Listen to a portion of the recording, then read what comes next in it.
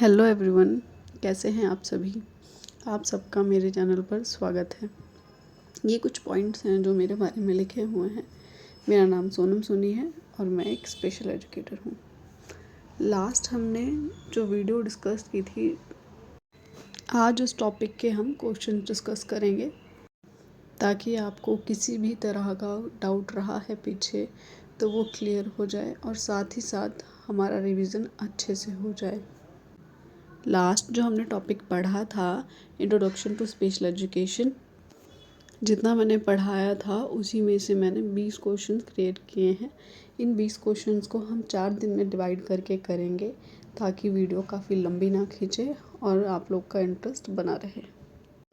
हर questions को हम बहुत अच्छे से टाइम देंगे और पर्टिकुलर ऑप्शंस पर जाएंगे और डिस्कशन करेंगे।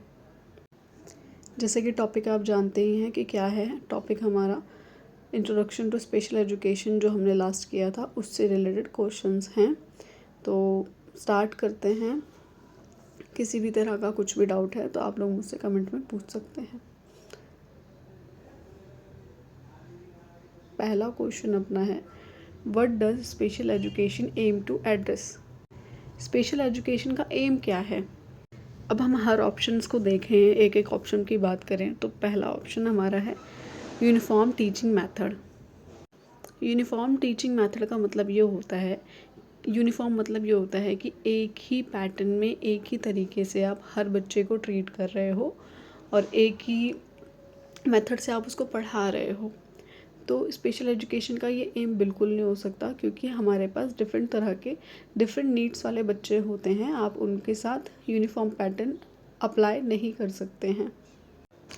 अब जैसे विजुअल बच्चा है तो आपको ऑडियो से रिलेटेड TLMs यूज़ करने पड़ेंगे। अगर HI बच्चा है तो वहाँ पर आपको एक्शंस और सेंसिबल्स चीज़ें जो होंगी उसका यूज़ करना पड़ेगा। तो पहला ऑप्शन तो हमारा बिल्कुल नहीं हो सकता। सेकंड ऑप्शन की बात करें, इंडिविजुअल स्टूडेंट नीड्स, हाँ बिल्कुल, लेकिन हम इसके बारे में बाद में डिस्कशन करते हैं। पहले हम बाकी ऑप्शंस को देख लेते हैं। जैसे कि ऑप्शन सी है जर्नल क्लासरूम लर्निंग। क्या आपको लगता है कि जर्नल क्लासरूम लर्निंग जो हमारी है, हम स्पेशल एजुकेशन में ये चीज़ अप्लाई कर सकते हैं, या फिर एम हो सकता है क्या स्पेशल एजुकेशन का? नहीं हो सकता, क्योंकि जनरल क्लासरूम में होता क्या है, बेसिकली वही पुराना मेथड टीचर्स अप्लाई करते हैं। लेक्चर मेथड के थ्रू पढ़ाया जाता है। टीचर आता है, लेक्चर देता है बच्चों को और पढ़ा के होमवर्क्स वगैरह दे देता है और चला जाता है, जिससे बच्चा सीख नहीं पाता। तो ये स्पेशल एजुकेशन का एम कैसा हो सकता है? नहीं हो सकता। ऑप्शन डी की बात करें, extra curricular activity. Extra curricular activity हम तब कराएंगे ना जब बच्चे की जो बेसिक स्किल्स हैं, एकेडमिक स्किल हैं, डेली लिविंग एक्टिविटीज़ हैं, वो बच्चा उसमें योग्य बन पाए।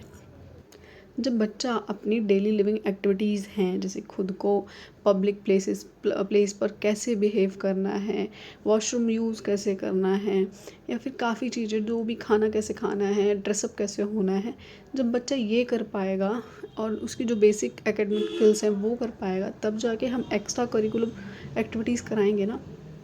तो हमारा ये ऑप्शन भी गलत हो जाएगा। ऑप्शन बी की बात करें, जो कि सही आंसर है, इंडिविजुअल स्टूडेंट नीड्स। मैं शुरू से बोलती आई हूँ कि बच्चे की इंडिविजुअल नीड पर ध्यान देना है। स्पेशल एजुकेशन का मेन मोटिव और एम यही है कि इंडिविजुअल नीड्स पर हमें ध्यान देना है बच्चे की। तो हमें इससे ये समझ में आता है स्पेशल एजुकेशन का एम इंडिविजुअल स्टूडेंट नीड्स है। तो हमारा सेकंड ऑप्शन करेक्ट हो जाएगा।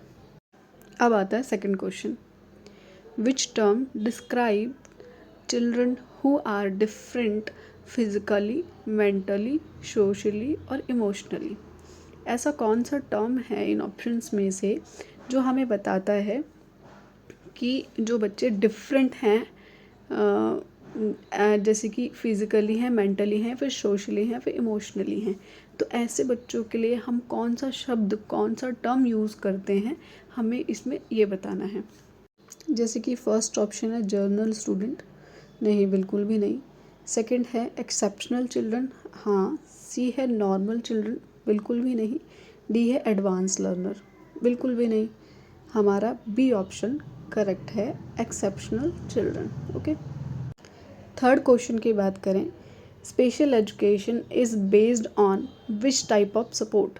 स्पेशल एजुकेशन किस तरह के सपोर्ट पर डिपेंड करता है, बेस्ड है, ठीक है। पहला ऑप्शन है ओकेजनल, बिल्कुल भी नहीं है ये ऑप्शन। क्या हम किसी बच्चे को ऐसे ओकेजनली ज़रूरत पड़ती है स्पेशल एजुकेशन की? नहीं। सेकंड ऑप्शन है रैंडम, क्या अचानक से बच्चे को ऐसा फील हुआ कि अरे इसको स्पेशल एजुकेशन की ज़रूरत है, इसको प्रोवाइड करा जाए? बिल्कुल भी नहीं। सी है कॉन्टिन्यूअस एंड इंटेंसिव। हाँ।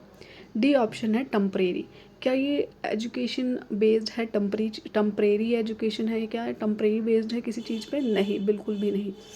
थर्ड ऑप्शन की बात करें, कॉन्टिन्यूअस एंड इंटेंसिव, हाँ, बच्चे को लगातार हमें पढ़ाना है और उस पर प्रोग्रेस करते रहना है, तो हमारा थर्ड ऑप्शन करेक्ट हो गया। फोर्थ क्वेश्चन है, one major goal of special education is.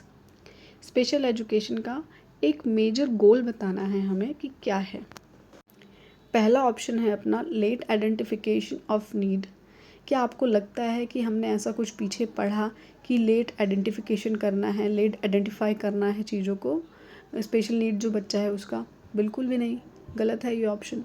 Second option की बात करें, अर्ली आइडेंटिफिकेशन एंड इंटरवेंशन, हाँ बिल्कुल, जल्दी से जल्दी आपको आइडेंटिफाई करनी है चीज़ें और उस पर इंटरवेंशन करना है, ठीक है। तो हमारा सेकंड ऑप्शन करेक्ट है। बट हम और ऑप्शंस को देख लेते हैं। ऑप्शन सी हमारा है इग्नोरिंग इंडिविजुअल डिफरेंस। आप इंडिविजुअल डिफरेंस को बिल्कुल भी इग्नोर कर ही नहीं सकते। बेसिकली स्पेशल एजुकेशन का मेन एम ही यही है, इंडिविजुअल नीड्स। तो आप इंडिविजुअल डिफरेंस को क्यों नहीं देखोगे, कैसे इग्नोर कर सकते हो? ये ऑप्शन भी गलत हो गया हमारा। फोर्थ ऑप्शन की बात करें, ग्रुप बेस्ड टीचिंग।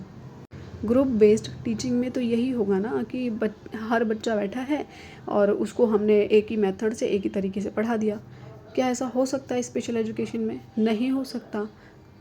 हमारे पास डिफरेंट तरह के बच्चे हैं, डिफरेंट डिसेबिलिटीज़, डिफरेंट नीड वाले बच्चे हैं, हम उनके साथ ऐसा नहीं कर सकते। तो हमारा सेकंड ऑप्शन करेक्ट होगा, अर्ली आइडेंटिफिकेशन एंड इंटरवेंशन। अब फिफ्थ क्वेश्चन पढ़ते हैं, which of the following is a principle of special education. Special education का हमें प्रिंसिपल बताना है। जैसे कि प्रीवियस वीडियो में हमने प्रिंसिपल भी करे थे, उसमें काफ़ी चीज़ें थी, नॉन डिस्क्रिमिनेशन है ना, और इंडिविजुअल डिफरेंस, ऐसे ऐसे बहुत सारे पॉइंट्स थे। तो इन ऑप्शंस में से हमें देखना है कि हमारा प्रिंसिपल कौन सा है। पहला ऑप्शन है कॉमन करिकुलम। कॉमन करिकुलम जैसे कि हमने बहुत बार पढ़ा कि इंडिविजुअल डिफरेंस जो है, इंडिविजुअल नीड जो है, वो स्पेशल एजुकेशन का एम है। तो हम कॉमन करिकुलम कैसे अप्लाई कर सकते हैं? हमारे पास डिफरेंट नीड्स वाले बच्चे हैं, डिफरेंट डिसेबिलिटीज़ वाले बच्चे हैं, आप उनके साथ एक कॉमन करिकुलम पे कैसे चल पाओगे? तो क्या आपको लगता है कि हमारा ये ऑप्शन सही हो सकता है? बिल्कुल नहीं हो सकता, ये ऑप्शन हमारा गलत है। सेकेंड ऑप्शन की बात करें, जीरो रिजेक्शन। हाँ, हमने ये ऑप्शन लास्ट वीडियो में प्रिंसिपल में पढ़ा था कि जीरो रिजेक्शन होना चाहिए, बच्चे को रिजेक्शन फेस नहीं कराना है। तो आंसर तो हमारा यही होगा। अगर बच्चा रिजेक्शन फेस करेगा तो सीखेगा कैसे? डिमोटिवेट हो जाएगा। हमारा एज अ स्पेशल एजुकेटर काम क्या है कि बच्चे को मोटिवेट करना है और आगे बढ़ाना है। तो करेक्ट आंसर तो हमारा बी है, बट फिर भी हम दो ऑप्शंस को देख लेते हैं। ऑप्शन सी है कंपटीशन। कंपटीशन एक अच्छी बात है, बट स्पेशल एजुकेशन का प्रिंसिपल कभी नहीं हो सकता कंपटीशन, तो ये ऑप्शन हमारा गलत हो जाएगा। डी ऑप्शन की बात करें, punishment based discipline. Punishment based discipline तो बिल्कुल भी सही नहीं है। यहाँ हम नॉर्मल एजुकेशन में ये चीज़ अप्लाई नहीं कर सकते, तो ये कैसे पॉसिबल हो सकता है कि हम स्पेशल एजुकेशन में ये अप्लाई करें, ये प्रिंसिपल हो स्पेशल एजुकेशन का? बिल्कुल भी नहीं हो सकता। हमें बच्चों को ना मेंटली और ना ही फिज़िकली पनिशमेंट, किसी भी तरह की पनिशमेंट नहीं देनी है। बच्चे को हमेशा प्यार से सिखाना है और अच्छे वे में सिखाना है, ताकि बच्चा मोटिवेट रहे और चीज़ों को अच्छे से करे। तो डी ऑप्शन तो हमारा बिल्कुल ही गलत है। तो हम 5 क्वेश्चन बहुत अच्छी तरीके से कर चुके हैं, एक एक ऑप्शंस पर हमने डिस्कशन किया है। आशा है कि आप लोग को ये डिस्कशन बहुत अच्छा लगा होगा, साथ साथ आपको काफ़ी चीज़ें सीखने को मिली होंगी। ये क्वेश्चंस आपके चैप्टर्स तो क्लियर करेगी ही और साथ साथ आपके पेडागॉजी भी अच्छा करेगी। Thank you so much.